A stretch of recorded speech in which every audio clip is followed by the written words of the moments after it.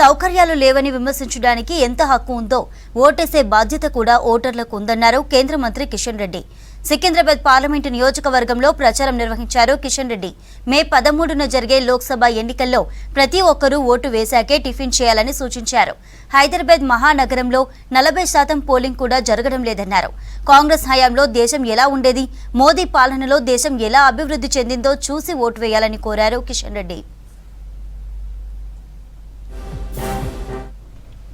Fourth place లో elections ఉన్నాయి అంటే మే 13న ఇక్కడ ఎన్నికలు ఉంటాయి. ఈ ఎన్నికల్లో అందరూ కూడా ఎవరికేస్తారని సెకండ్ ఫ్యాక్టర్, కానీ పోలింగ్ బూత్ కి వచ్చి ఆ రోజు ఉదయమే మీ యొక్క ఓటు హక్కు వినియోగించుకోవాలి. ముందు ఓటు వేసినాక తర్వాత టిఫిన్ చేయాలి. ఆ రకంగా ఎందుకంటే మన ఓట్లు అనేటువంటి ముందు పడాలి. అందరికంటే ముందు 2 లాభాలు ఉంటాయి.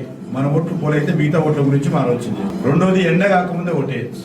చాలా మంది దురదృష్టం ఏంటంటే హైదరాబాద్ నగరంలో 100 మంది ఉంటే 40 మంది కూడా పోలింగ్ బూత్కి వస్తారు. మరి రోడ్డు బాగలేదు, నీళ్లు రావడం లేదు, డ్రైనేజ్ ఓవర్ఫ్లో అవుతుంది, కరెంటు కట్ అవుతుంది అని విమర్శిస్తారు. విమర్శించేటువంటి ఎంత హక్కు ఉందో మీకు, ఓటు వేయాల్సినటువంటి బాధ్యత కూడా మనకు అంతే ఉంది. ఓటుకు వెళ్ళినప్పుడు అందరూ కూడా మీరు మీ కుటుంబ సభ్యులు ఇద్దరు ఆలోచించండి, చర్చించండి. మన దేశం భద్రంగా ఉంది, ఎవరికి ఓటేస్తే భారతదేశ గౌరవం పెరుగుతుంది, ఎవరికి ఓటేస్తే ఈ దేశ సమస్యలు పరిష్కారం అవుతాయి. పాకిస్తాన్ ఆడిందే ఆట పాడిందే పాటగా ఐఎస్ఐ ముందు పెట్టి చేసింది దేశం. ఎక్కడో ఉంటాడు పాకిస్తాన్లో వాడు ఐఎస్ఐ ఇచ్చింది, కానీ హైదరాబాద్లో వాడు రిమోట్ నొక్కితే బాంబు పేలుళ్ళు జరిగేది. అంత నెట్వర్క్ ఉండేది పాకిస్తాన్ ఐఎస్ఐ.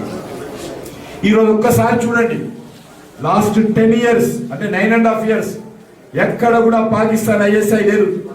తోకలు కోసాము, మెడలు కోసాము, పాకిస్తాన్ తోకలు ఆడించడం లేదు ఇప్పుడు ఇండియా.